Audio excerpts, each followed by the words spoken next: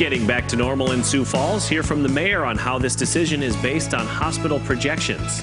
While many people want life to get back to normal, one local restaurant owner says he doesn't want to rush into reopening. Good morning. This is Kellaland on the Go with all you need to know in news and weather as you start your day. The Good Samaritan Society Sioux Falls Village has confirmed 4 more residents died due to COVID-19, bringing the total to 7. Altogether, 90 residents and employees at the village have tested positive.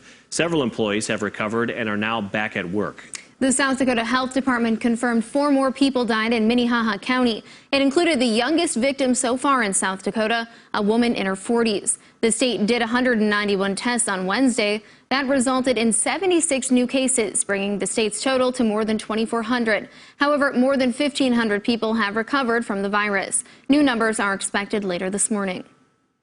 As some South Dakotans prepare to go back to work, the state announced its unemployment numbers for the week ending April 25th, with nearly 5,400 new claims filed. Secretary of Labor and Regulation Marcia Haltman says we would have seen a decline in numbers if not for the pandemic unemployment assistance claims.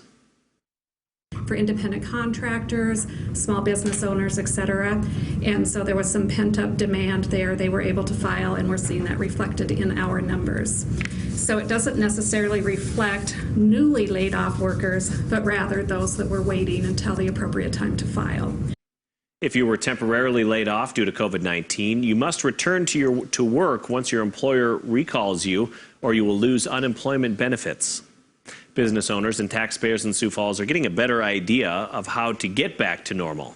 Sioux Falls is beginning to reopen parks, playgrounds, dog parks, and skate parks.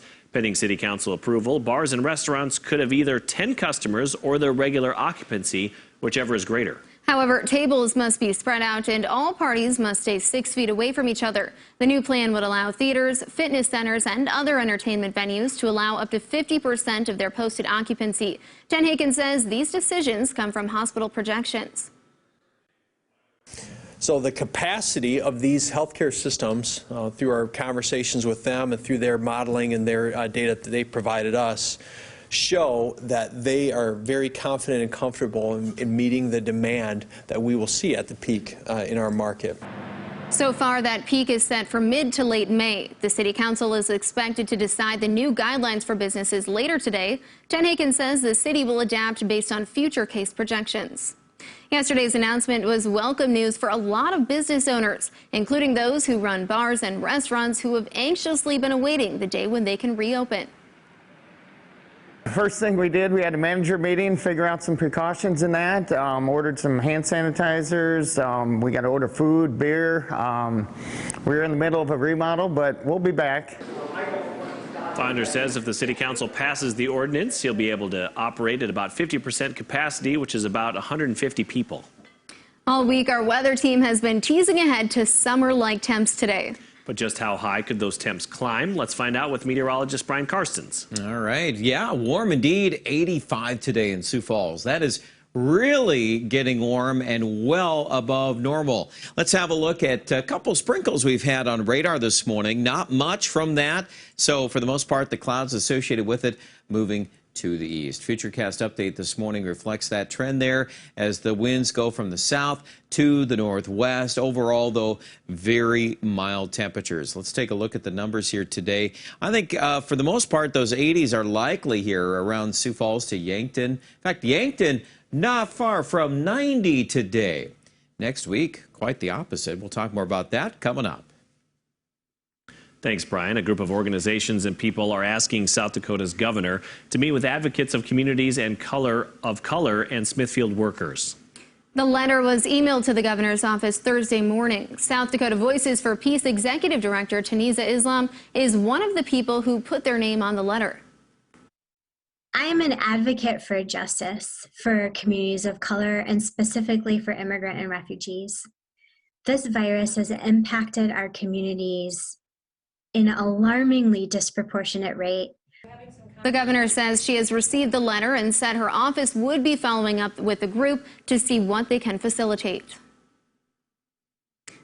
Thank yous are pouring in following the outpouring of generosity from the community through One Sioux Falls. The fund was set up 6 weeks ago to help people in the city struggling to make rent payments because of the pandemic. The fund has now provided financial assistance to more than 2,200 families. During Thursday's city briefing, the CEO of the Helpline Center read statements from some of those people who received help with their rent. As I try to find the words that express my deepest gratitude, I find tears instead.